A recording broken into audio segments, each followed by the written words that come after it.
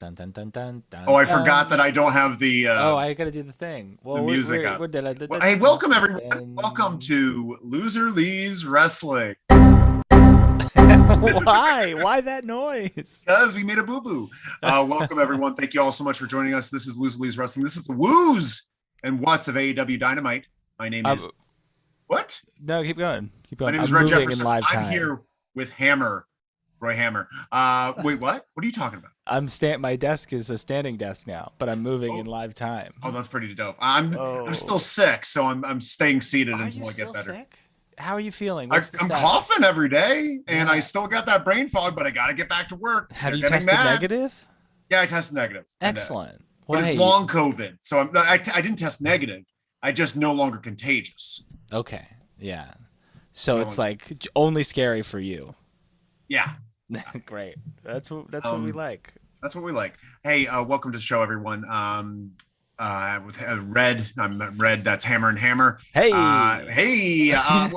any fun things happen this week before we get to the show? Any fun things happen this week? That's a really good. That's a good question. You have a high school person that just reached out to you. Yeah, my childhood best friend reached out to me. He used to make movies in high school. Instead of writing papers, he would make movies, and I was always his actor. We went to different high schools, but I was always his actor. And I want to see these tapes. They're brutal. I played a lot of very famous. I played the lead in Slaughterhouse 5. I played Henry Clay. I was Henry Clay. I was also who's that racist guy? There was a racist guy in the '60s. I was George something. George Scott. No, he was a Southern. He's pretty chill. He was a big believer in school segregation in the '60s in the South, he would never tell me how to dress, so I would show up in my ska t-shirts, and I was that guy. That's just how it went. It was very. I really need this cancelable material. You got to share it with us. Brett Pendleton's in the chat. Brett says Red has COVID-19 for like 10 weeks, right? It's true. I do have COVID. Brett, the tattoo chef, as we learned last week. Our tattoo chef. That's true. We have a lot to talk about, Roy. Boy, we do. Wrestling was off the hook tonight. This was a great show. This was a good go home show. Oh yeah, no, it was good. I'm feeling good about tonight. Should we just jump in? I think we should just jump in. Is there anything that we want to discuss beforehand? I don't think. Follow us on Loser Leaves Wrestling everywhere. Yeah. Check us out. Are we doing right after Twitch? Oh, you know it. We have a big night. I won't even get started. I'll tell you a teaser later. Talk about it at the end of the show. But join us on Twitch right after this because we got quite a show for you. But let's talk about AEW today. Yeah. Dynamite starts off with MJF coming out in the slickest ref jersey I've ever seen. It was a combination of like Ken Shamrock. Ken Shamrock's in the WrestleMania 13. It's like Ken Shamrock, but with the sex appeal of when Shawn Michaels would special guest referee. Oh, 100%. I loved every bit of it. I love the jersey. Honestly, it had the, instead of the black stripes, it was his plaid. Yeah. Stripes. Very fun. Excellent. We had Spears versus Wardlow to start the show in a steel cage. He's going to be the special guest referee, MJF. Yeah. Before we get to that, how did you feel about Spears's new entrance mask? I think it's whatever. I love Sean Spears as a talker and as a wrestler, but like his gear and presentation, I've never liked. I'm not a fan of like the skull. I'm not a fan of like his mohawk. I don't like. No, I hate the mohawk. Everything about the way he looks when he's wrestling. Sure, he has poor taste. Poor taste. Yeah, and that's clear. But the thing is, they made him seem like when he was coming out to the ring, the camera angles in this match. The camera angles were nuts. I can't wait to talk about the whole match. But I just think they try to make him feel like a big deal. Then we get Wardlow coming out to no music. And we're having a cage match. He gets in and he's like waiting for MJF to undo his handcuffs. Yeah. And then he's reaching for it. He's like, oh no, I can't find it. I can't find it anywhere. Ooh. Very reminiscent when Wardlow couldn't find the ring. Yeah, interesting. Versus CM Punk. Very interesting. Very good. Couldn't find it. And let's get into this. They beat him up immediately. So he's handcuffed the majority of this match. Yeah. He's handcuffed. Spears takes advantage. MJF finds him. He finds the keys and then he kicks him in the nuts. They keep attacking and he refuses to do it. They double team him. MJF is blatantly not helping. Yeah. And then in this one moment, he's just like, uncuff me. And MJF spits in his face. And then Wardlow hulks up and snaps him off. Great moment. Yeah. How did you feel about this match before we get to the end here? The only thing I didn't like about this match was the amount of physical contact MJF and Wardlow had. Like, I like the nut shot. I'm a fan of the nut shot because it's cheap, it's from behind. Like, I like all of that.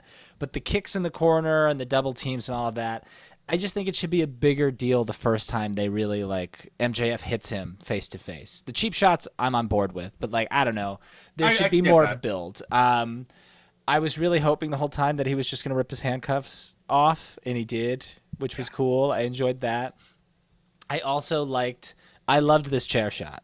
I thought it was fantastic because you could tell he brought 2 chairs down to the ring, one that he was sitting on, and then the chair that he hit MJF with. Yeah, the cookie sheet chair. And yes, 100%. I was going to talk to you about that.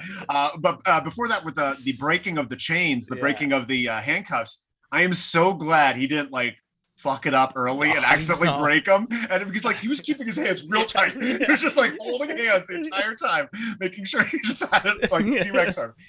Because that would have been very embarrassing because then he'd just be holding it together and you just see them dangling from his wrist.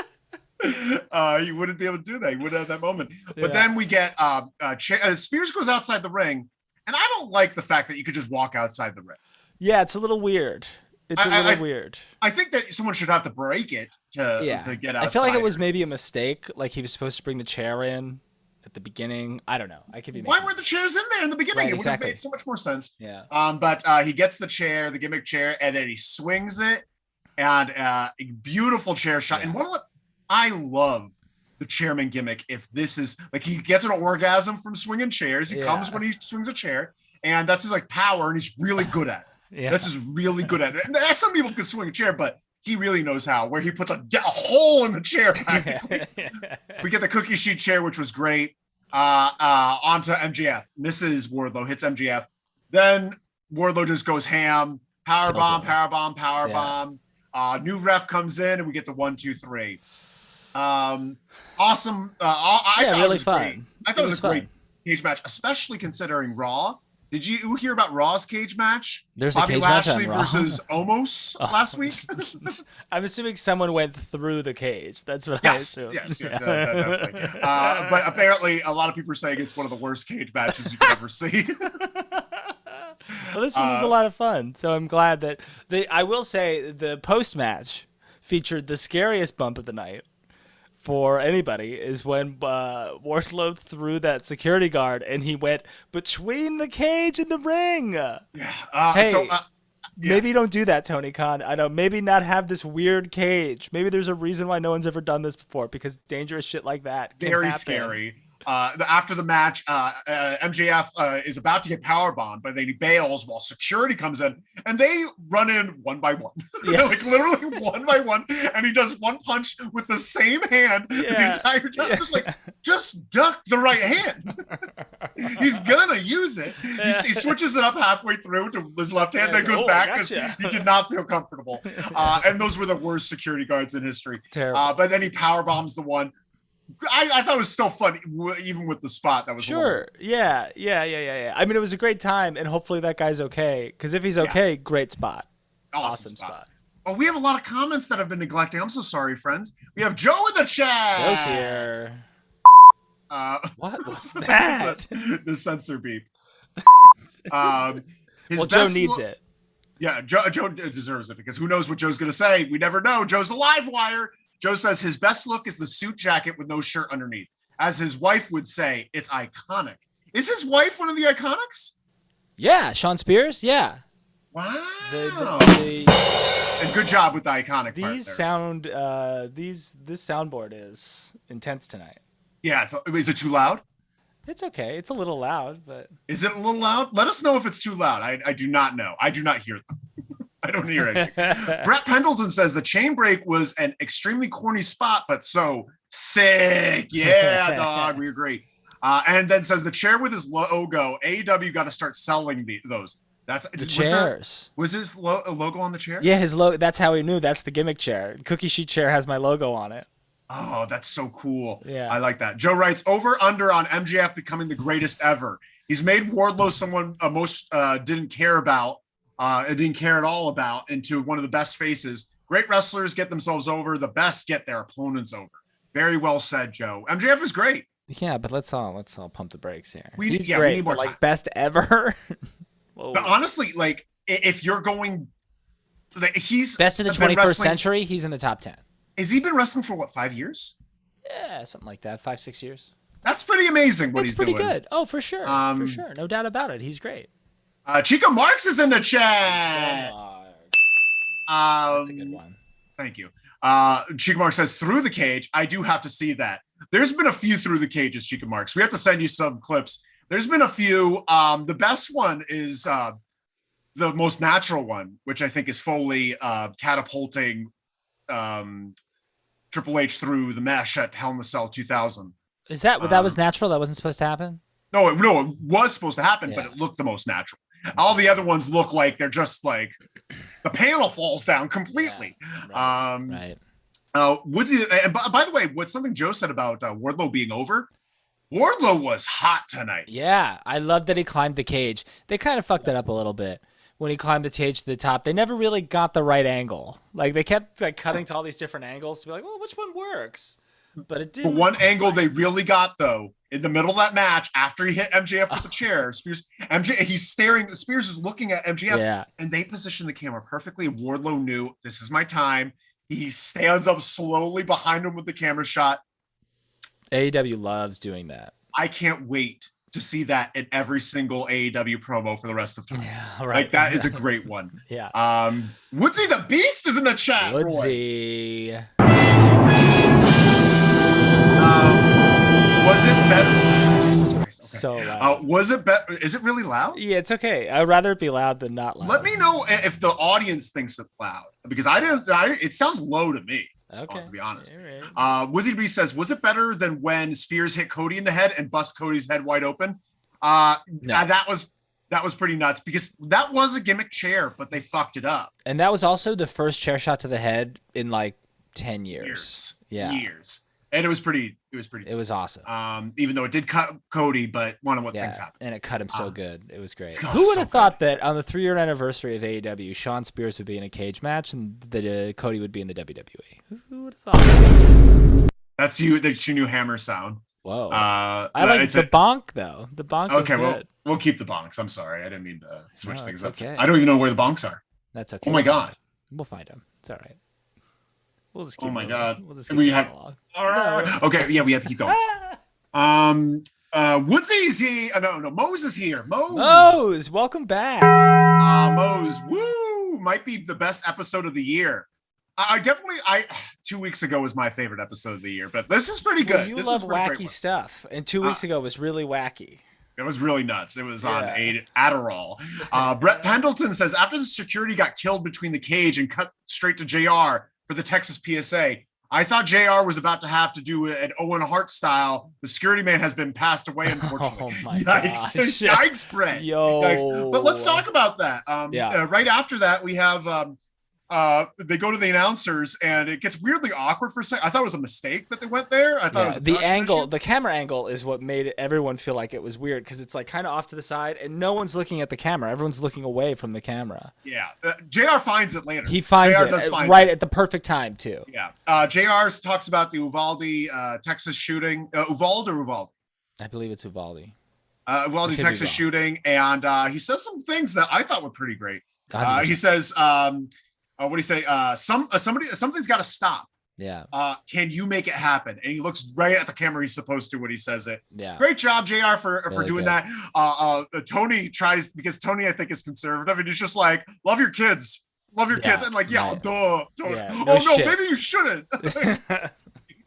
Yeah, I think it was good. I think there is a general sense throughout the world that, prayers and general sentiment isn't enough anymore. And that, we need to start calling people out. We need to start calling out senators, and some legislature needs to be passed. Some things need to happen. So I appreciated JR not just being like, oh, they're in our thoughts and our prayers, but also being like, something needs to be done and this needs to happen. Using that platform to do that, because I'm going to bet that that type of sentiment wasn't expressed in other companies. And it's very, great job, JR. We rag on him a lot on Loser Leaves Wrestling, and we love poking fun at JR, but we like JR. He's got some funny lines later. We have an issue with the soundboard, by the way, so it's going to be a wacky one. What do you mean? Why do we have an issue with the soundboard? Because I can't find my favorites. All I have is some of them, but then I have like weird ones that I don't know what they are. Don't press I'm afraid them. to click them. Like Minecraft click. Don't do it. Oh, that's it? It's a click? Yeah. Well, I guess a click makes sense. And I'm worried about hitting something. Here we go. That's a good one. Nancy Martinez is in the chat. Hey. The chain break was hilarious. Just very good. We agree, Nancy. Yeah.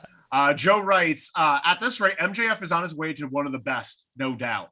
Right. He's saying he's one of the best. He's on his way. He's definitely got some good momentum. He's no Eddie Kingston. So. Nasty says he's definitely goated. Yeah, he's great. Yeah, we're gonna talk about that. We'll talk about that. Chico Mark says sounds like an appropriate volume to me. Okay, good. Then it's just me. I'm crazy. No, you're not crazy. We're all crazy. Next up, we get the Jericho Appreciation Society. Oh my god! They're walking in the back, and Daniel Garcia says that sports entertainers can be violent as well. That's when 2.0 spot from the corner of their eye one of the backstage crew with a Mox t-shirt. And they don't like that. They don't like that one bit. They start giving them hassle. They start hassling like, why are you wearing that t-shirt? And the other guy's pretty good too. But we still love Daddy Magic. Yeah. But then Jericho fireballs his face. Oh my god. Man, I'm liking this fireball thing, but I do think he should hold off on the fireballs because I want them to be special. I want them to feel. I don't want them to feel like thumbtacks at AEW. I want them to feel special and different. I think it feels special as long as he does it to jobbers. Like he's only done it to Eddie Kingston. He's the only person who matters. Yeah, and he just did it to some backstage. Whoa! I was doing that for Joe. Then he just did it to some backstage jobber guy, and it was great. And Jericho's just like full blown Elvis. He's Elvis now. It's official. Between those pants and how he's calling himself a wizard, the jacket. He's doing his best work. He's really doing some amazing work. He rebounded so well after catastrophic. It's nuts. Run. Woodsy the Beast says the soundboard's shooting. Damn right. I hope that's not a pun at something else. Please, God, Woodsy. I'm trusting you, Woodsy. Mose writes, MJF created a nuclear level of heat in this match. Yes. And I liked a lot of things he did, especially with the rollover when he goes for the pin and he just does this underneath and kicks his legs. Amazing. But we have to keep moving here. We got that fireball spot. But next up, we get a face-to-face, Roy, where CM Punk goes face-to-face with Hangman Page. Tony brings him out, and he sets out the scene, which I thought he did a great job. Yeah. This is what Tony should be used for. Yeah. Not as a commentator, as this 100%. Type of interviewer. He does such a good job with. Absolutely. He sets the stage. He talks about how they're both pretty gung-ho. He goes up to Punk, and he's like, he asks Punk, are you prepared? Something along those lines. Punk is very confident, says he's going to walk out the champ. There's no doubt in his brain. Then Tony goes to Hangman. He's just like, so the challenger seems pretty confident. Hangman then says there's nothing that can take the belt away, right? It seems weird. Obviously, it feels like Hangman's uncomfortable. He just seems very uncomfortable through all of this. But then Punk says, why is he taking things so personally? Right. Why are you taking things so personally? And Hangman goes on this tirade. At first, I thought was rambling and incoherent, which it felt like that. Where he's saying that, I could unleash a pipe bomb right now, roll it down the aisle and right next to your feet, but I won't do that. I won't do that because, I won't be like you. I won't be like you where I just disrespect and shoot on you the way that you do. And he's just like, I don't want to save this belt or defend this belt from you. Yeah, I want to defend AEW from you. Basically saying that he's all about workers' rights and all that stuff. But in essence, he's a line skipper, right? Yeah. Like Punk is a line skipper. Punk is a line skipper. Yeah. For sure. And like for that kind of cool, I'm glad that this is kind of being mentioned and talked about. And I think this is a good angle for Hangman.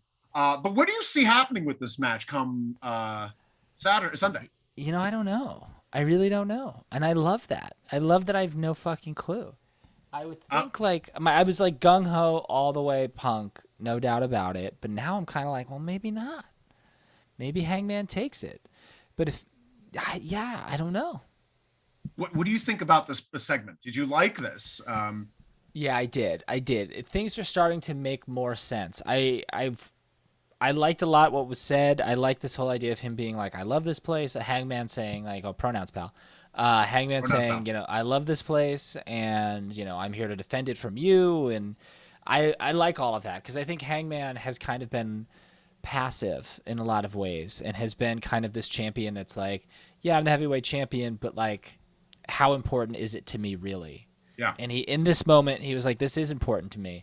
And there is this kind of like coldness. It's weird. It's like this weird, like not role reversal so much, but it's like Punk is like, I love wrestling and this is the greatest. And like, I'm a pro wrestler and this is my best run and all of that.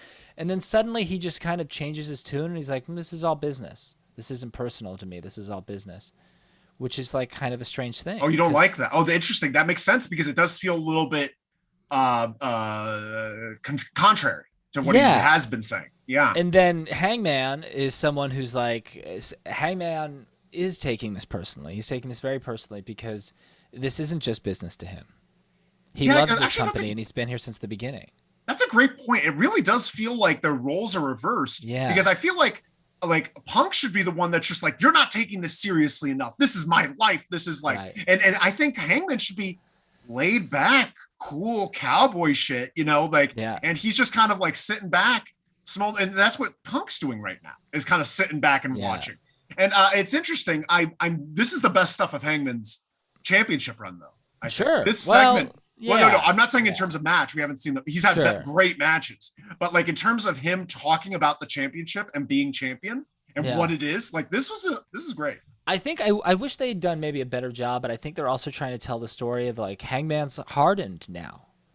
He was champion and he was happy to be champion, but he was more happy to like have overcome his insecurities to become champion. But now, in the last 6 months, or how long has he been champion? He's been champion almost a year.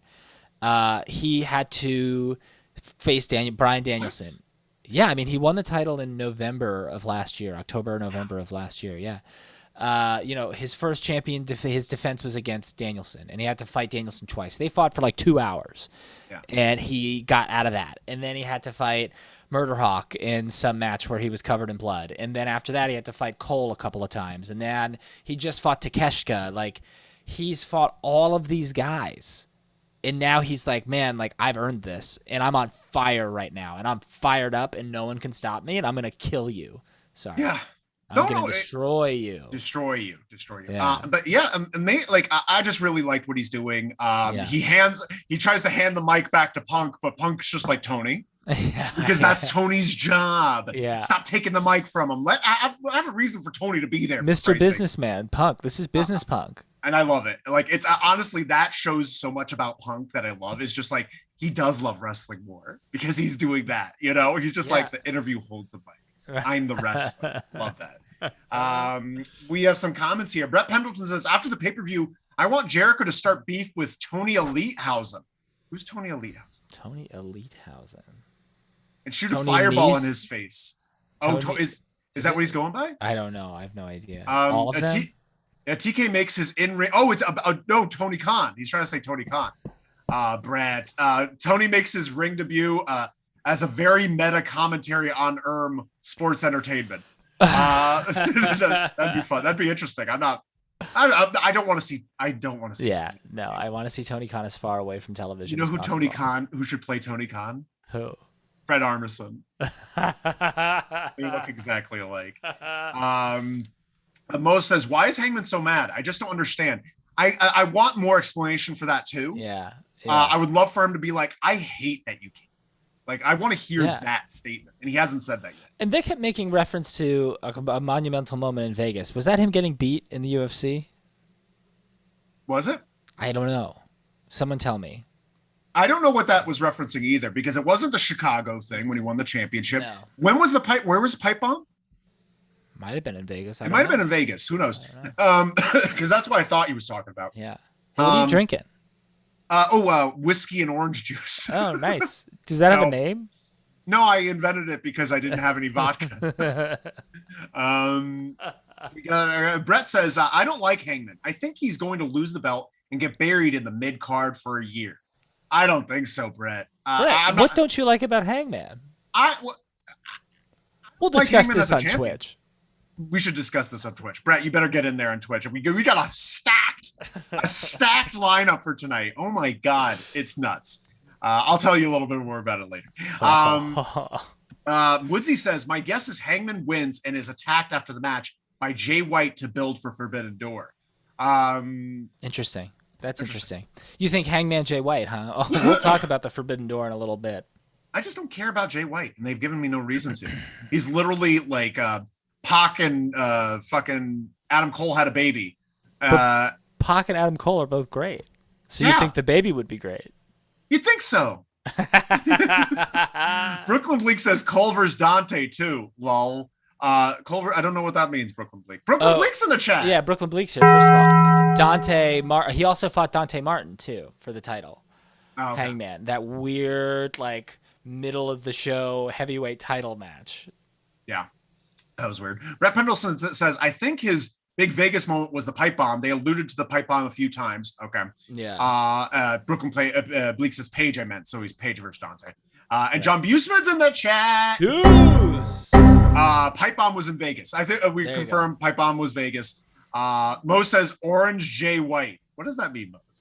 What are you talking about? Jay White. Yeah, of course we do. There's some weird shit to talk about. We get Anna Jay and Jade Cargill promo, a little promo package, which was fine. I thought Jade looked good in it. Yeah. I just, I don't know, whatever. I try not to overthink how they book the women's division, so it is what it is. Good job. Well, it's because I'm going to yell about this later, but not. Well, yeah, let's get then we get Jericho Appreciation Society's coming out, right? Yeah. They come out, and Vegas doesn't have what it takes for them to sing. Yep. They played the song just long enough so Jericho can get the royalties for it, and then they cut it off. That's very smart. Very smart. Yeah. We're going to have Regal and Jericho on commentary. And before we get to the match, because they're going to call Moxley and Eddie versus Private Party, but I think the combination of William Regal, Chris Jericho, and Excalibur on commentary would be so good. Yeah. Excalibur just talking about the match and those two going at it is really good. Yeah. I had a fun time listening to them. But we get Moxley and Eddie versus Private Party. What are your thoughts on this match? I was fine. It was there. I love Private Party. I really do. I think they're good wrestlers. I think they will be important to AEW on television. I think they're important to AEW right now is like they can be good enhancement talent essentially on television. They can put on like competitive squash matches. But I think like within the next few years, hopefully they move up the ranks and they do some serious stuff because I like them a lot. I like that Eddie Kingston like just didn't change into his wrestling gear pretty much. He just like wore sneakers and gym shorts, which I thought was fun. Fun. And I liked that. I was trying to remember. JR made a comment about Eddie Kingston having new ring gear, which I thought was very funny. Yeah. But then Jericho said something where he said something like, this idiot Rick Knox, he's not following the rules. He's not enforcing any of the rules. And JR's response was like, well, you answered your own question, Chris. He's an idiot. he hates Rick Knox. No, I get it, because Rick Knox is the worst of the worst. He really doesn't enforce any tag team rules. But he's their tag team ref. Yeah, it's so dumb. Yeah, it's so dumb. And I really hate it. But this match, I thought was a good match. It's just that the way they've treated Private Party, for them to be this competitive in this match, was a little weird. It felt it didn't feel good. It tells the story that they're competitive because Eddie and Moxley haven't tagged together in months, so they need to get back on the same page. So Private Party is in sync already and trying to take advantage of that. That's why they're competitive. I think they should make that more apparent in the ring. Yeah. Because they said it on the commentary, but in the ring, like, I would love for Moxley to get in Eddie Kingston's way or vice versa. Right. And like, when they're not a good tag team, let's show why, because they're two both bullheaded guys that couldn't work together as a tag team. So they kind of went their separate ways as a tag team. But we get the match. Match is fine. We get a beatdown, that double beatdown they do. And Jon Moxley hits the paradigm shift for the win. Afterwards, a brawl ensues. Proud and Powerful come out. Bryan Danielson comes out, and they fight. Why is Bryan Danielson coming out if he was injured? Like, he couldn't wrestle a match, but he could come out for a brawl. He's wrestling on Friday. Yeah, no, but like, why was he? I don't understand why he wasn't wrestling with Moxley. To show, because you need to build the bridge between Eddie, Santana, and Ortiz and the Blackpool Combat Club. And that bridge is Eddie and Moxley and their previous time together as a team. So you put Eddie and Moxley together, and it's one member from one side of the group and another member from another side of the group together. Who's Bryan Danielson facing on Friday? Matt Sydal. Oh. Okay. Just an enhancement match. Yeah, poor Matt Sydal. That's gonna be a good match. But it's also to prove that he's okay, because have you followed you followed any of this about his leg? His leg got stuck in between the ramp. Yeah, and the I saw the thing. It was a fake thing, right? So everyone thought it was real at the moment, and because it took like 10 minutes for him to get his leg undone. But it turns out, from what I've read, that it was Danielson's idea, and he was like, "I'm gonna get this over. People are gonna love this." They're gonna go. But they didn't even do it on TV. It was just there was it was like an online exclusive. But the thing is, I heard about it because I just people who on Twitter I saw 6 or 7 different angles from people in the crowd who were like, "Oh shit, Danielson's leg is broken." Like, everyone believed it was real. That's pretty cool, actually. That is, but the thing is with that, I remember when I first heard about it, and I was just like, AEW's got to get rid of that ramp. It's a danger to all the wrestlers. Right. Yeah, that's how everyone feels. I love a good ramp. Ooh, I love a good ramp. I do love ramps too. Mose writes, Orange versus White market. Orange Cassidy versus Jay White. Interesting. I prefer Jay White versus Orange Cassidy than for anything else. Brett Pendleton says, Jericho congratulating Regal on another week of being alive was one of the highlights of the night. Very fun. Very fun stuff. Buseman says Private Party looked great tonight. They did, and they do look great. Yeah, they do look great all the time. Their gear is getting better too. Their gear is great. Their entrance is great. They just don't treat themselves very seriously, and I think that doesn't help their stand, like in the back or in the ring. They're always goofs, and I wish they weren't. Yeah.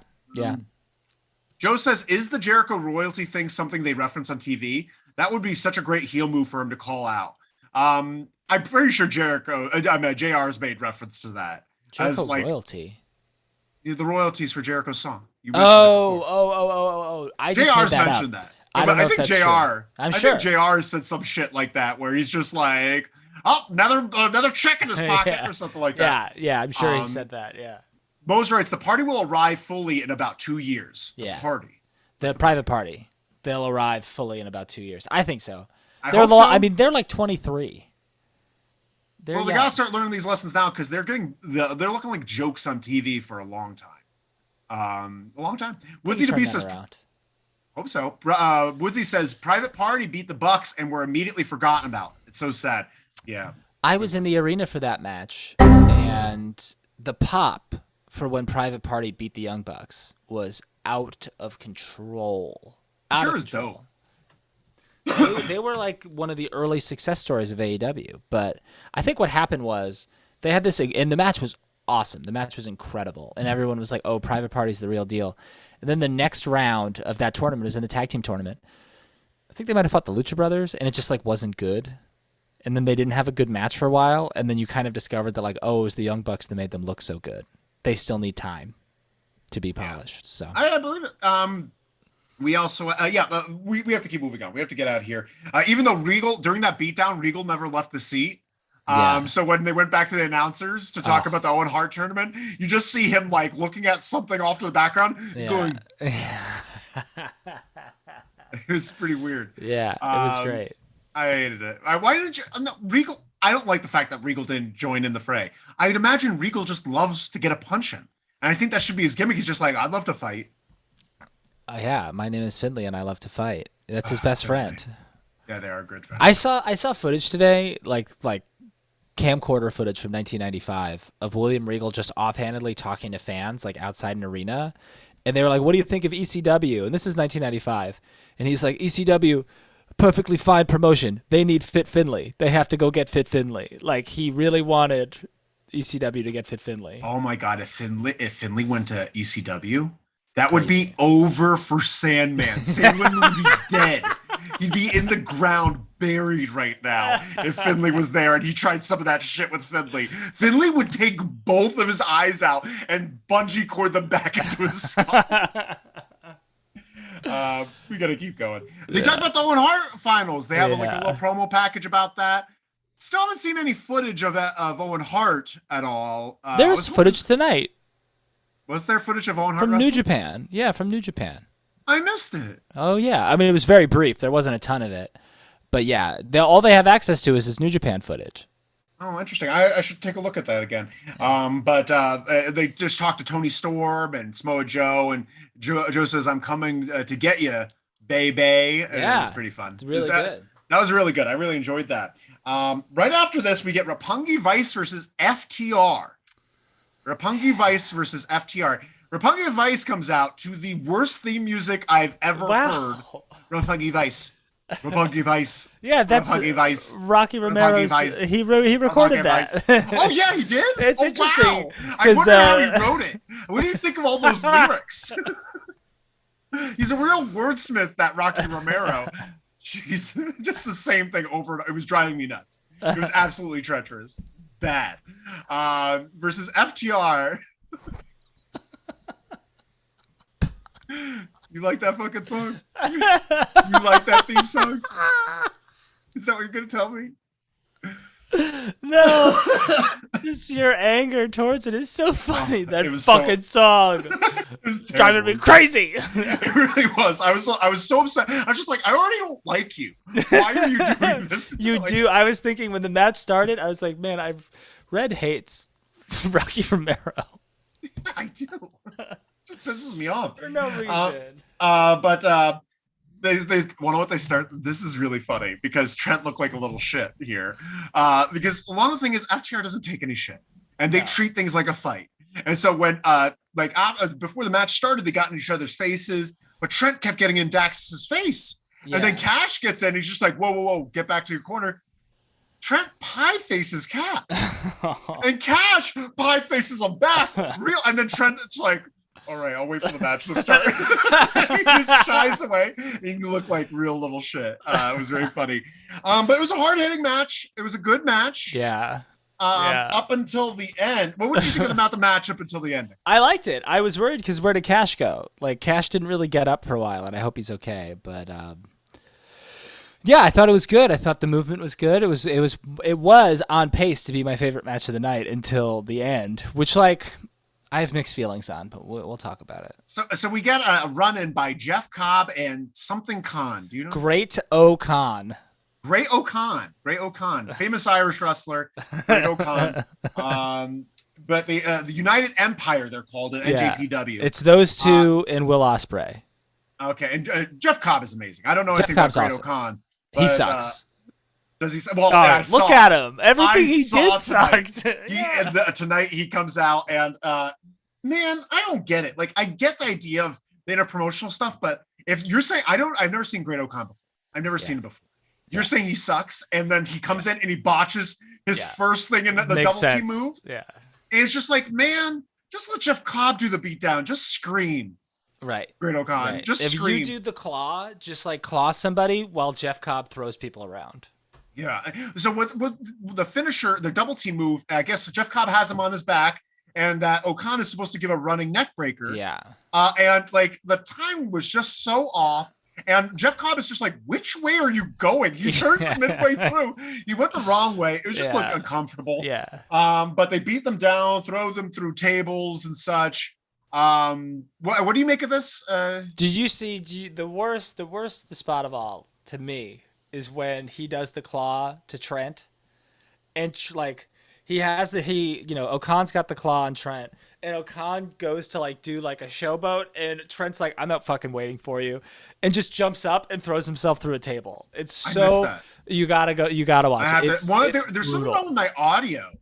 For some reason, it was delayed like 2 seconds. Yeah. So I saw the thing happen, and I heard the noise 2 seconds later, and so it was very disorienting. I might have missed that. Yeah, it was tough. It was tough. Great-O-Khan, yeah. I mean, look, he debuted right around the middle to the beginning of the pandemic, and he's just not very good. I would love to, if anybody has a differing opinion, if people like Great-O-Khan in the chat, I'd love to hear why. But I'm not a fan of him. He looks like a New Japan mid-carder from the 90s. Like, he's part of the New Japan new NWO. Yeah. Like, he's like an NWO crony. Gross. I don't like it. I don't like it. We got Brett Pendleton saying, I don't think Private Party will make it as another 2 years, at least not with this gimmick. They'll each be successful, though. So Brett Pendleton disagrees with you, Mose. And I kind of disagree, too. I think, honestly, Private Party will never do anything in this company. Okay. They will never be tag champs in this company because of the way they've been treated so far, the amount of teams that are ahead of them. They will be forever jobbers or gatekeepers the way Cody was. Well, a new team comes in and they're going to beat Private Party. If they keep doing what they're doing now, you're correct. Like, the tag team titles are going to be on the line at the pay-per-view, and I wouldn't call Jurassic Express a makeshift tag team because I don't think they are. They've always kind of been painted as a tag Luchasaurus has never had a singles match. Right. Yeah. Ever. He is literally designed only when Jungle Boy's also there. I actually think he fought Wardlow once, if I'm thinking, but I could be wrong about that. I 100% could be wrong about that. But they're fighting two makeshift tag teams because they've got so many singles wrestlers that they don't know what to do with them, so they're making them all tag teams. Meanwhile, Red Dragon, FTR, even the Lucha Brothers, like these guys are all either in singles matches, six-mans, or just not on the card at all. Yeah, Reynolds and Silver. Right, Reynolds and Silver. Uno and Grayson at one point. Right. Best friends. Santana and Ortiz. Best friend. Rapungi Vice. Nasi Martinez says, truly the most intellectual lyrics. Rapungi Vice. Rapungi Vice. Rapungi Vice. Nasi says, right next to Yuka's theme. I have to hear Yuka's theme again. I don't remember what Yuka's theme is fun. Get out of here. Yuta's theme. Oh, right? Yuta's theme. Yuta or Yuka? She said, or the Nasi said Yuka. Maybe it's Yuka's. That's her singing. I guess so. No, yeah, I don't know. Whatever. Well, let us know, Nasi, if you were saying Yuka or Yuta. I'm assuming you're saying Yuka, and I don't remember what her sounds like. Brooklyn Bleak says Caprice Coleman is seriously trying to take some commentary jobs for sure. He manhandled the lead commentary role for sure. He was awesome. An Excalibur Caprice Coleman combo would be fantastic. But that being said, too, the Ian Riccaboni Caprice Coleman combo for Ring of Honor is also fantastic as well. Wait, what? Ian Riccaboni is the play-by-play guy for Ring of Honor. Oh yeah, no, I like him. Yeah. I like both of them. I think they both did a good job. I don't like. Honestly, it's very hard. It was a hard job for Caprice to be a four-man when no one knows you and no one's talking to you. Right, You're not a character. You're a color commentator. That's not a part of the storyline. Yeah. But you're just there to represent Ring of Honor. But yeah, everything he said was smart. It was sharp. It added a lot to the match. He gave a lot of the Ring of Honor history, which I thought was also really important because that's his job as a member of the Ring of Honor announce team. He needs to know the history. Yeah. No, he did, and I thought it was really great. John Busman says, "Clawsome, awesome." Is that the Miz if he were a lobster?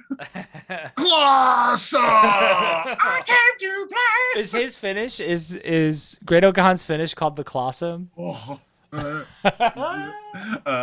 Pendleton says the private party gimmick is a weak one. It's one that is tailor-made to not be taken seriously. There has to be a different gimmick. I don't think that like you should just change everything. I like the private party name. It's just it feels so generic. I like the red rope. It feels like their entire entrance, moveset, style, character is like if WWE 2K22 made a generic tag team, it would be that. It just feels like, oh, they got the rope opening up. Remember in the old video games where they had one weird creator entrance that was just strange, like the guy with the shopping cart or the Spider-Man guy coming down as Spider-Man. It feels like that is just one of those generic entrances. What was the first? This is a quick sidebar, but now we have to talk about it since you're bringing this up. What was the first wrestling game you played? Did you ever play Warzone or Attitude for PlayStation? So I played, the first game I ever played was WrestleMania 2000. Okay. And into 64. After that, I played No Mercy. After that, I played the old WCW ones. Mm-hmm. And these were all at friends' houses. Yeah. All at friends' houses because I did not have a system. And then we finally got a PlayStation 2. We went from Sega to PlayStation 2. And we got SmackDown. Just Bring It was our first on the PlayStation. Just Bring It. Okay, that's fair. So the reason I brought this up is because they had in Attitude, when you were creating characters in their creation suite, they had custom theme songs and like custom videos and all of that. And there was one, I think I have it pulled up. I don't think you can hear it because I'm not sharing my sound. But there was one, and the theme was just a guy going, "Hey, I'm the governor, baby." No. Wait. Can you do me a favor? Yeah. Can you do me a favor? I'm gonna share audio. Take my audio. I don't know how to do it. Oh, I'll stop. And I stopped it. Now you share. I don't know how to share audio. Go to share screen. That little click the green button, and then it has advanced audio settings and click computer audio. Okay, well, I'm just gonna send you the link. So I can play it. Yeah, you gotta play it. We'll keep talking. And what? Ridiculous. We have to keep moving on.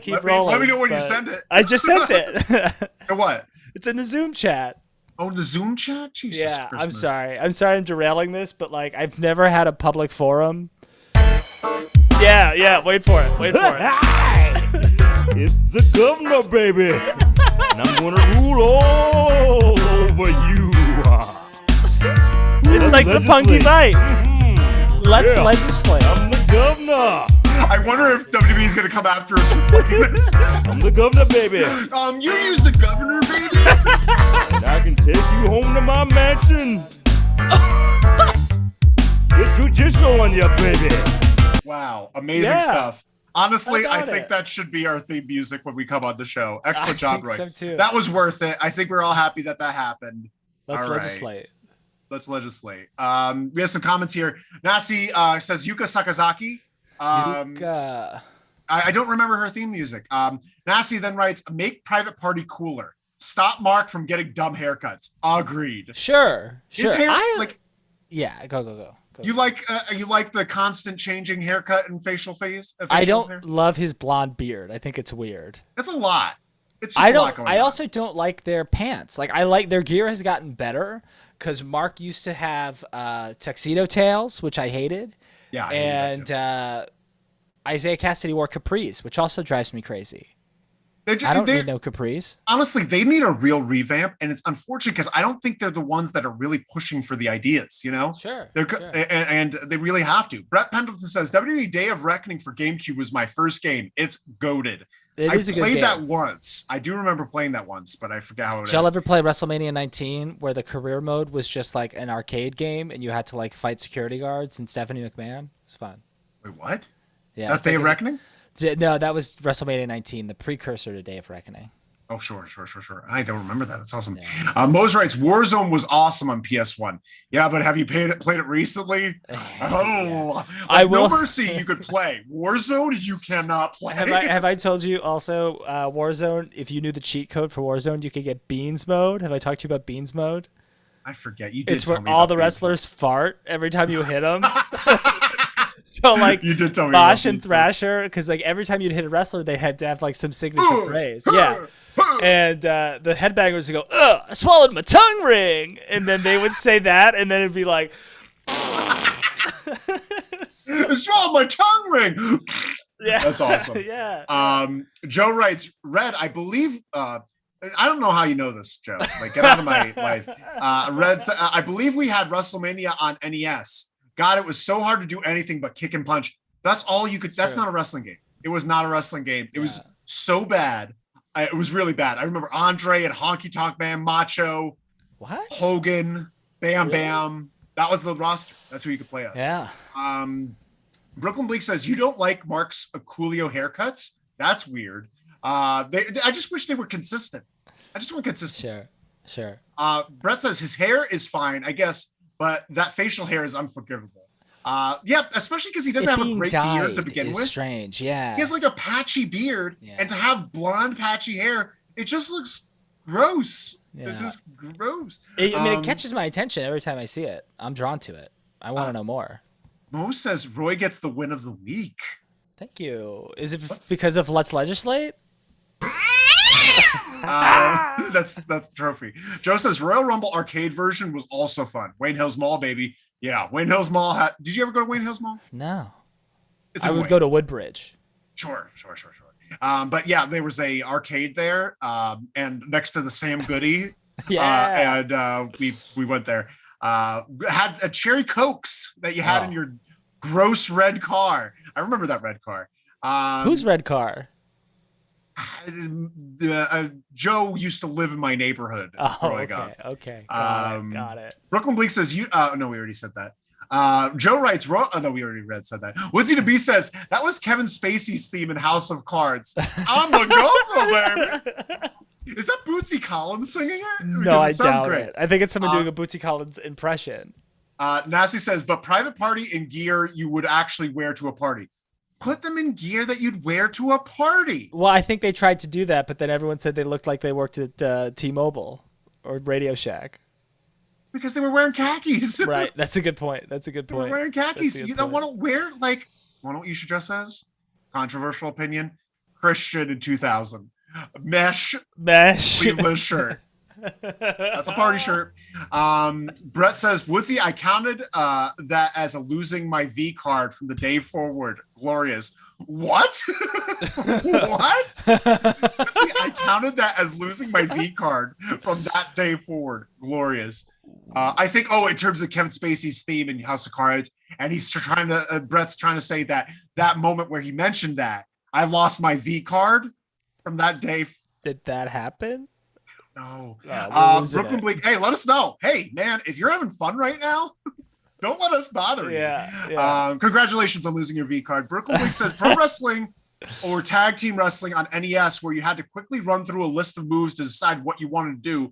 Happy things changed. Agreed. Yeah, same. Agreed. Hey, you're going to find out firsthand how far they've come and how much things have changed right after our show on Twitch. Oh, we're going to check it out on Twitch. Everyone go to Twitch. Joe writes, private party's gear is supposed to be bad. Night at the Roxbury bad. Yeah, but let it be Night at the Roxbury bad. Yeah, they should dress like Night at the Roxbury's. Be Night at the Roxbury. I think we got to keep rolling, though. We have to keep rolling. How did we talk about private party? No one should ever have to talk about private party. This is my fault. Long. I blame myself. Especially when the next segment is Matt and Jeff Hardy give a promo. Yeah. Matt Hardy, great job. I think he did a fine job. He says the Young Bucks couldn't survive in their day. They couldn't survive in their time. It was much different atmosphere. And he said they're just cosplayers and everyone sees it because we're the real goats of the tag team division. And then immediately after, Jeff's like, yeah, we're pretty great. And then he says some crazy shit in his section here. Yeah, he says that they're legendary. I couldn't even follow it. He said something like, AEW's my clean slate. And then he said something like, this journey will come to an end sometime, but not yet. Something like that. That was like, what? Is this a suicide promo? And Matt's like, good job, buddy. Good job, You're Jeff. doing it. And then Matt says that they're middle-aged and extreme. Which I like. I like that. I hate it. I hate it. No. I mean, they move like Terry Funk in his 50s, so they might as well be doing it. Don't dress like that anymore. I don't know. But we get that. Next up, we get a triple threat. Yeah, this in a fun. Very entertaining triple threat. We get Starks versus Jungle Boy. Ricky Starks versus Jungle Boy versus Swerve. Amazing match. What are your thoughts on the onset of this match? I loved it, and I also they don't do this often. I'm going to guarantee that there have been less than 10 triple threat matches in the history of AEW. I agree with that. Especially singles. And this was really special, and it was so much fun. Everybody looked incredible. Ricky Starks is my favorite wrestler on the planet, but everybody looked awesome here, especially Swerve. Swerve was really on one tonight. He was moving. He was beautiful. All of his movements were so fluid. Everybody looked great. I have some thoughts on Ricky that are going to be a little controversial at the end of this segment. Interesting. So Ricky bails at the start, and they Swerve and Jungle Boy come into agreement I'm going to attack him. We're going to attack him together. They're shaking hands. Then Ricky attacks from behind because Swerve and Jungle Boy are idiots. He attacks them. Amazing back and forth. I think Jungle Boy and Swerve work really well together. Yeah. They love their super choreographed, detailed spots. Yeah. Where it's just super intricate, and they are both very good at it and very creative. And this is my thought on Ricky Starks. He needs to leave AEW. What? Ricky Starks is great. There's that one spot when he beats him on the outside, goes to the apron, looks like he's about to jump off, but then he just poses. Yeah. And just so much about him is so great. It's unfortunate that MJF is in this company. It's unfortunate that MJF is in this company as well, where there is no space for Ricky Starks in that picture as a main event. It's not true. He can be a main eventer if MJF wasn't there. MJF has that spot kind of cornered of that type of heel. And I think that Ricky Starks taking some time away from AEW for a little bit because he's already built his name very well. He's people want him now. Don't go to WWE. Do not go to WWE. Just hit Impact, hit MLW, hit these places similar to Cardona, Cody Rhodes, kind of tour a little bit. Maybe go to Ring of Honor. Be the fucking champion of Ring of Honor for a little bit. Get away. But being here, he's going to be stuck at this level for a while. And he's not getting any younger. How old is he? What are your thoughts on this? What are your thoughts on what I just said? I don't see MJF and Ricky Starks as the same. I think they're really very different. 32 years old. He's 32. I think they're really different. And I think there is room for both of them. And I also think there's going to be even more room for him if MJF leaves inside of the next 2 years. That's fair. That is very fair. But if MJF signs that deal in 2024, sure. Well, here's the thing. There's just not enough room. Think of how many times the title has switched. How many people have circulated through that main event scene? Very few. Sure. Yeah.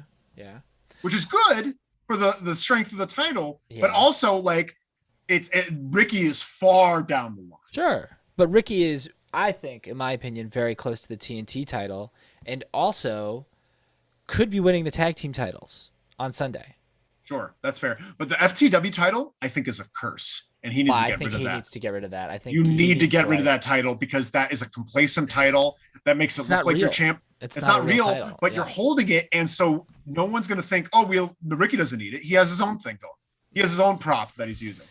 I just think they're different. I think MJF and Ricky Starks are very different because MJF is very full of himself, but full of himself in a completely different way than Ricky Starks is. Ricky Starks is he's a lot more flashy. He's a lot more fashionable. That's his kind of gimmick, is that he's arrogant in that way. He's arrogant in the way that The Rock is arrogant or was arrogant. And MJF is closer to arrogant in the way that Triple H was, even though he's nothing like Triple H. But I'm just saying, like, there's room for both of them at the time. No, I'm not saying there's not room for both of them. I'm saying the way AEW is designed and elevates people, there is not for this company. I think. I'm sorry. Keep going. No. I just think that if Ricky can hold out for another couple of years, the roster is going to look completely different inside of 2 years. You still won't. Like, Christian will probably be gone. The Hardys will probably be gone. Punk and Danielson might be on their way out as well. Kenny is probably going to be a part-time worker. Like, all of this, like, this top-heavy stuff is going to be starting to clear out inside of the next 2 to 3 years. Yeah, but I'm just worried about Ricky. No, Ricky, I think, is in a perfect spot to be that workhorse that never gets elevated, unfortunately. A Dolph Ziggler, a Jake, Roddy, like that, someone that's like top of the mid card, has some main events, but like unless he leaves and kind of makes a name for himself, he's gonna be stuck there, I feel. Interesting. Brett Pendleton says, and you better believe it was glorious. Oh, hell yeah. Him losing his V card. John Buseman says, Jeff said they're not in their prime. They're over prime. Yeah, right. You did say that. That is very true. Brett Pendleton says, should have said Optimus Prime and started the Hardy's new cyborg angle. Want to what? There's still time.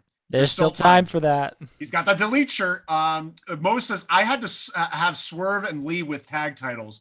Swerve has won me over. I'm scared that Hobbs and Ricky Boof are going to win. Ricky Boof?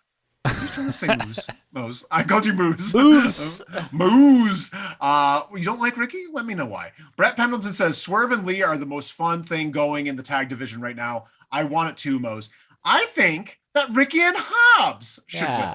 Yeah. I think Ricky and Hobbs. Hobbs is, I like Keith. I don't want to see Keith as a tag team champion. I don't want to see Swerve as tag team champion. Ricky and Hobbs deserve it. Where are we? Oh yeah. Mo says, Red, you have a strong point with Starks. He needs to leave and make us want him back. Who said that? That's not kids cheering yay. No, that is. It comes after the bloop. So I have to wait for the bloop. That's weird. Weird. Everything's Who said that today. What? Who said that you have a good point about Ricky? Mose, my dog Mose. Interesting. Interesting. Brooklyn Bleak says he came from NWA to AEW. I don't know. Yeah, NWA. Yeah, he made. Oh, okay, hold on. He made his he didn't make a name for himself in NWA. He did not. Like, he showed up on a program. He made a name for himself in AEW. If he went back to NWA right now, he would be champion. Yeah. He would be NWA champion. If he went back to Impact right now, he'd be Impact champion. He is like, if he goes to any company besides WWE right now, he is main event talent immediately. He should be a main event talent in WWE as well, for the record. I just don't think that would ever happen. Yeah, I don't know. Okay. But we'll see. John says, it's not like being in the world tag title picture is a bad thing. Sorry, we only have room for one talented, very charismatic performer. I'm not saying that like being a tag champ is a bad thing. I'm not trying to say that, John. I'm just saying, like, Ricky is 32. We're in the same boat, Ricky. You got to strike where the iron's hot. These are your prime years, dog. Tag team divisions for 20-year-olds. Get into the main event. You're 30. I don't think. Well, Jungle Boy's in his 20s for sure. I was gonna say. MJF is in his 20s. There's been a tag team champion in his 20s. Like, I don't think that's been a thing, except for Jungle Boy. Yeah, sure. Just Jungle Boy, and then maybe Hangman. I don't know how old Hangman is. Brooklyn Bleak says, "Give the FTW title to Hobbs, please." Yes. Just throw it away. Just get rid of it. I like the FTW title being fought between them. Give it to Serpentico and have it be on Dark. Yeah, give it to Fuego. He needs it for his car. Like, put it next to his car. He's like, all the things people gave me. Yeah. Joe writes, Red is so right. Joe. Oh, my God. How's that red car, Joe? How's that red car of yours? I'm sorry, Roy. I'm so sorry. I'm sorry. I gave you a Taco Bell gong. Joe writes, Red is so right. Starks needs to go elsewhere and become a star, then come back and get the respect he deserves. Sure.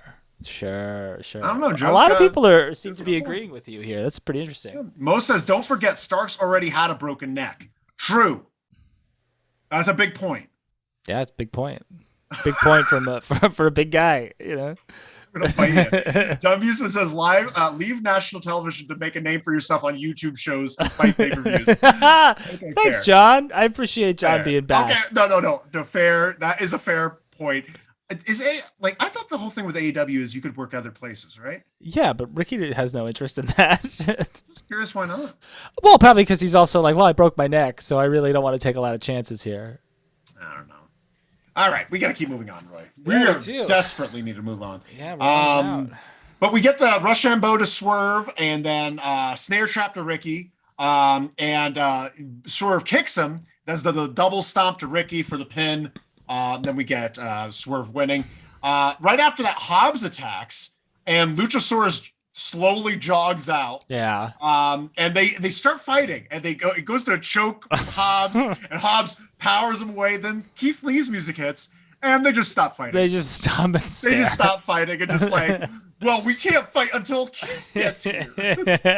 And then what happens? I think Luchasaurus spin kicks Hobbs. Yeah, it was terrible timing. It was bad. Then Keith double chops Lucha, so he falls out. And then Keith's just standing there in the middle of the ring, and then he does a plancha over the top rope. Neither catch him. It was like a spinning plancha too.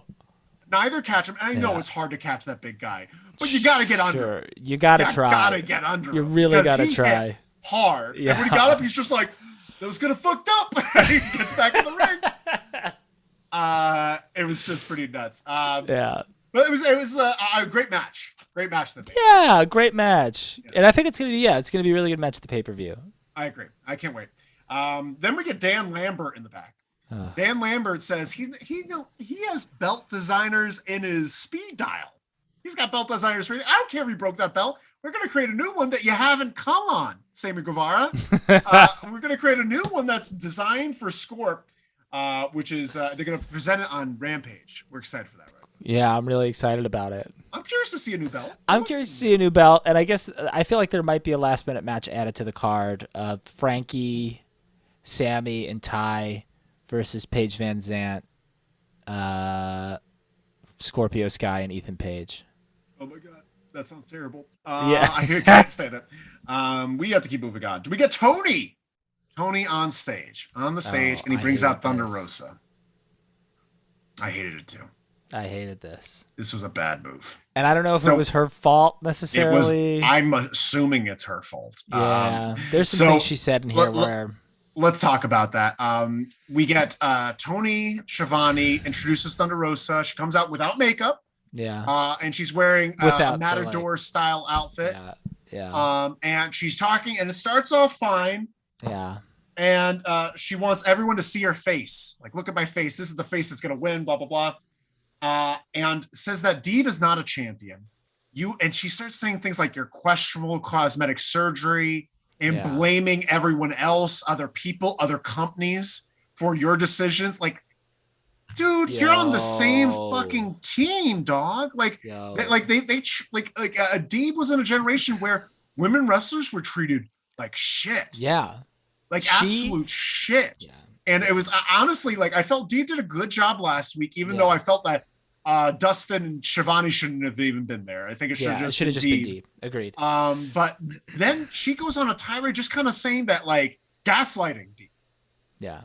Saying like, oh, you're wrong. You're blaming everyone else. You chose to do this. You chose. And it's just like, man, that's not the right way. Not a good look. Like, where were you in 2010, Thunder Rosa? Like, you know nothing about the wrestling business from 2010. Like, you don't know anything about this. You started 5 years ago. Yeah.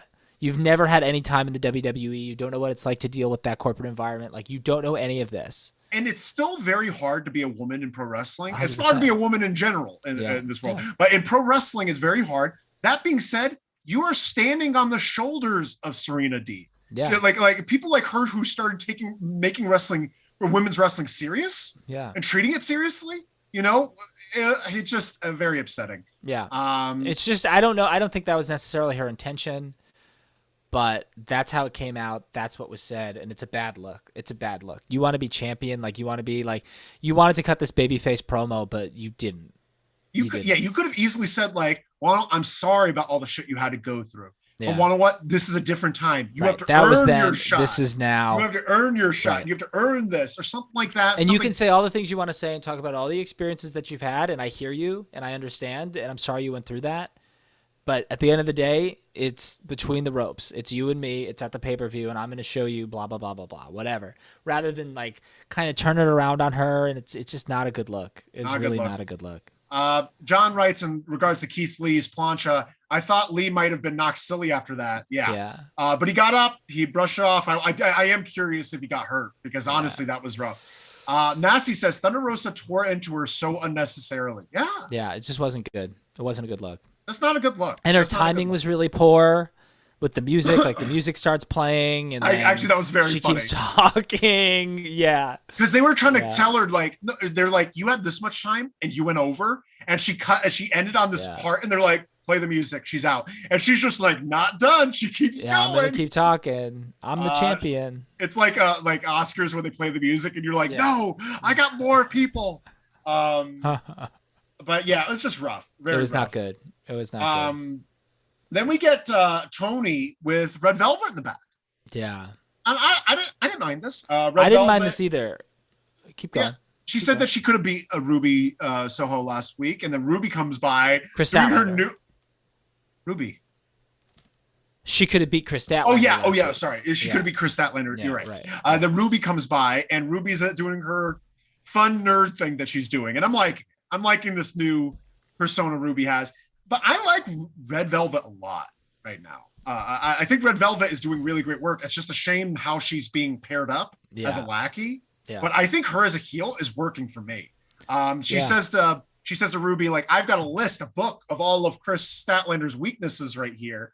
Bad knee, all this stuff. And Ruby says something to Tony, how she's like, I don't need this book, but I will keep in mind some of the things she said. Something like that. This is kind of a waste, right? I didn't think so. I don't know if it was a waste necessarily. They needed to do something to build up the match on Friday. And the thing about this is that I just really we've been talking about it like every week, essentially, for the last 3 or 4 weeks. I like everything Ruby Soho's doing right now, even down to the small little things, her mannerisms, the way she's presenting, the way she's standing, how she's talking, her tone, her pacing. It's just like a complete 360 from where she was when she first came into the company. It just felt like tonight even she was just standing with so much confidence and she was delivering her lines with so much confidence. Like she's looking really good right now. And I'm excited because I think she's going to beat Statlander and it's going to be her versus Britt Baker in the finals, which I think ultimately Britt's going to win. But I'm excited for this. Yeah. I'm excited for all of this. I am excited for this. We have some comments here. John Buseman in regards to Thunder Rosa, cringe turned up. 100% cringe. Cringe is a great way to put it. Mose writes, Rosa got to wrap it up. That's true.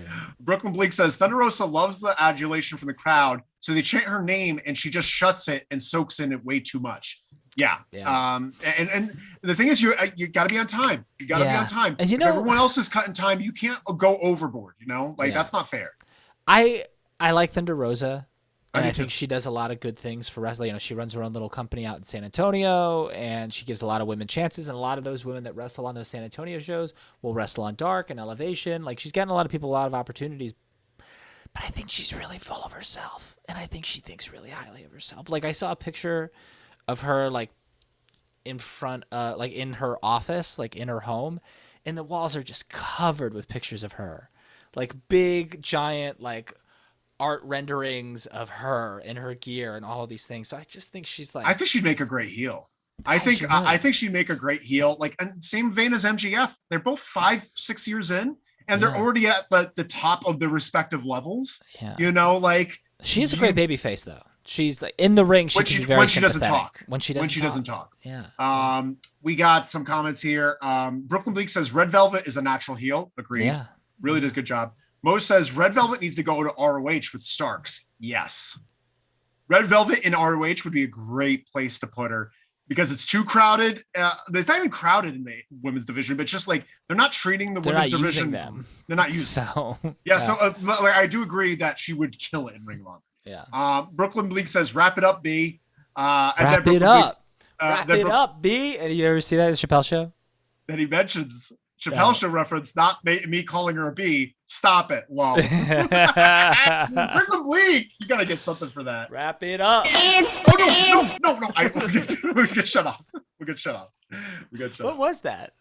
It's Friday. Oh yeah, it's a good one. Friday. Everybody's waiting for a weekend. Joe writes, yeah. Oh, I just want that part.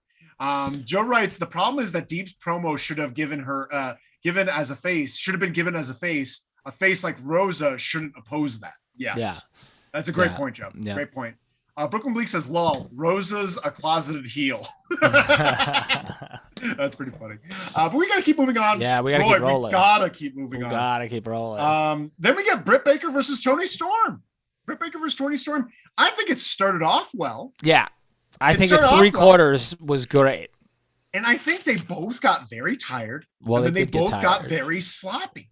Then I think Britt struck her in the face, like getting a bloody busted her nose. Yeah. And like they just seemed so tired that everything seems sloppy afterward. It's just like I think Britt has been one of the best in the company.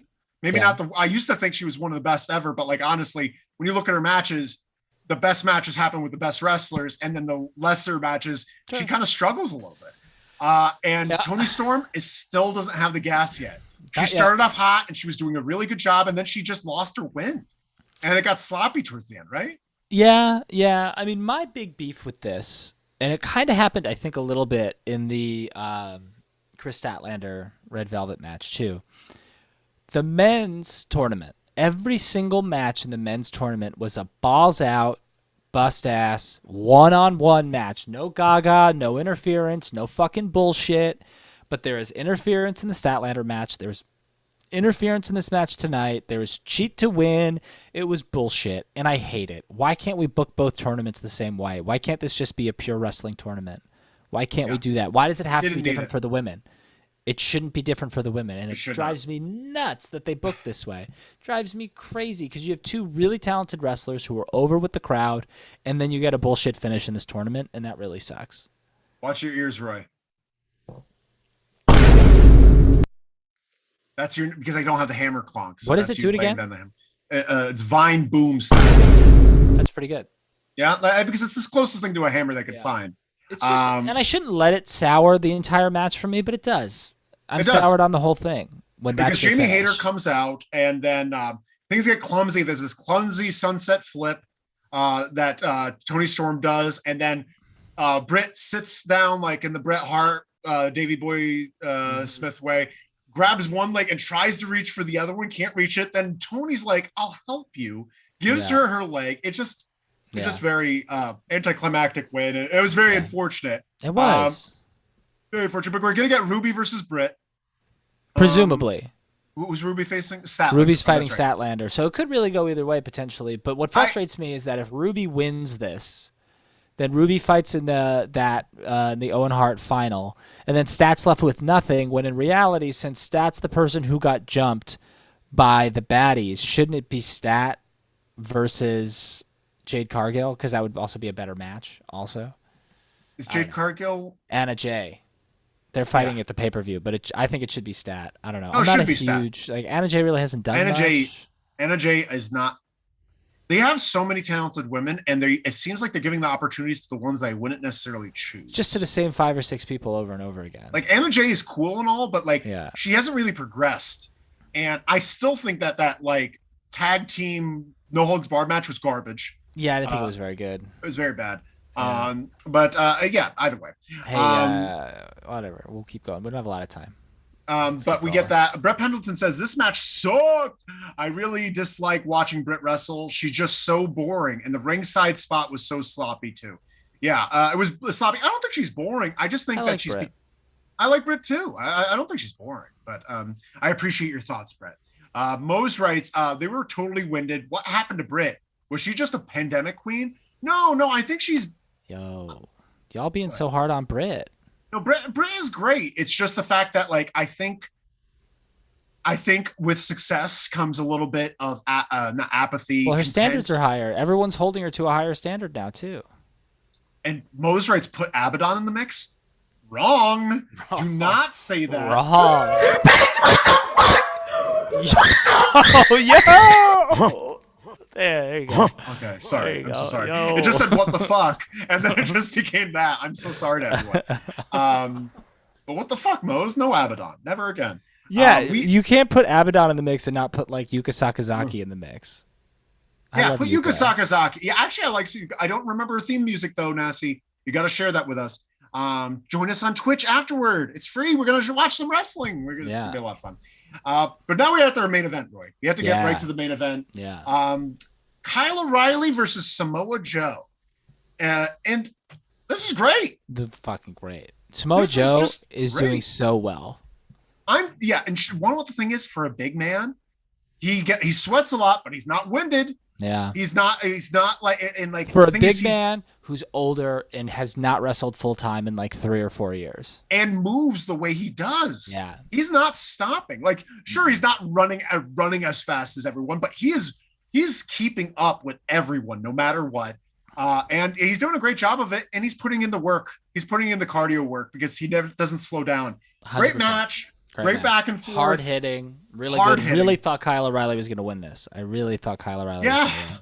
And that's the beauty of both of them is they keep you on your toes. Kyle O'Reilly worked the arm the majority of the match. That was already injured by Satnam, Jay, and Sanjay. We get that. He goes for the muscle buster at one point, Samoa Joe. But then Kyle O'Reilly gets the arm. He starts attacking it, gets him in an arm bar. I thought Joe was going to tap out right there. Yeah, so did I.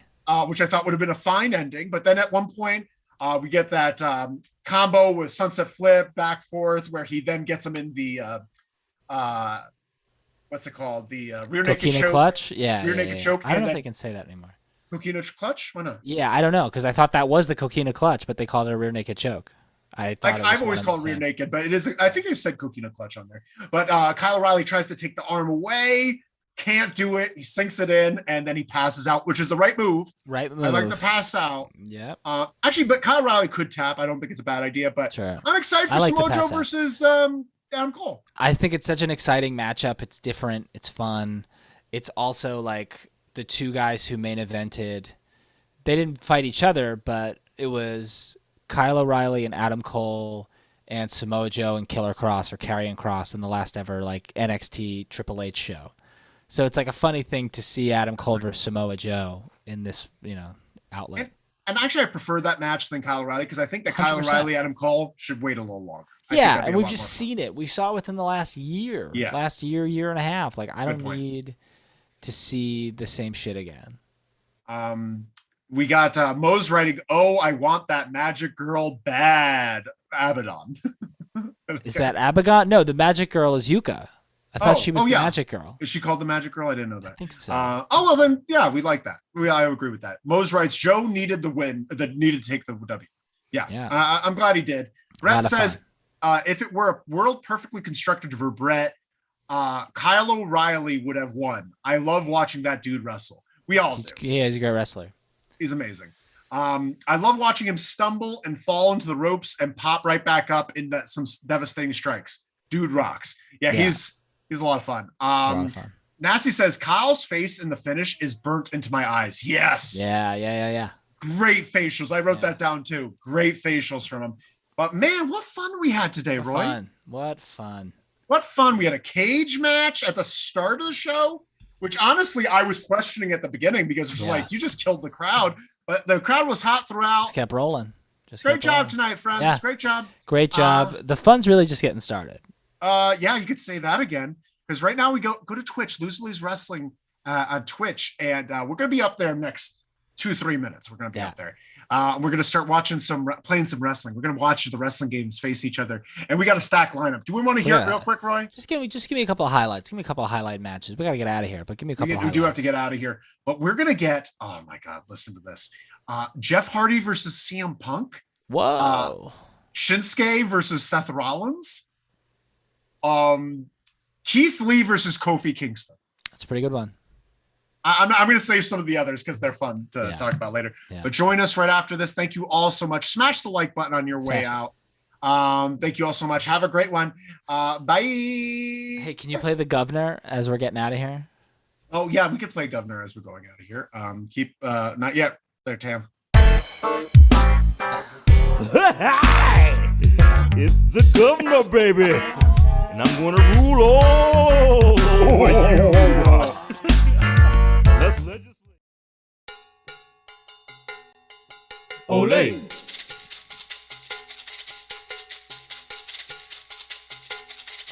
Ole.